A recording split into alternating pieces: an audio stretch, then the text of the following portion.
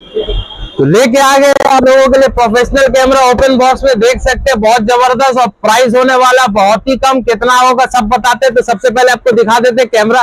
तो कैमरा देख सकते हैं एकदम ब्रांड न्यू कंडीशन में मिल जाएगा ओपन बॉक्स में, और क्या क्या मिलेगा सब कुछ दिखाएंगे। तो देख सकते हैं कैमरा निकॉन का D300S, बहुत जबरदस्त कैमरा, जूम लेंस के साथ 35-105, देख सकते हैं कंडीशन एकदम ब्रांड न्यू। प्राइस होने वाला मात्र 16,500 रुपए।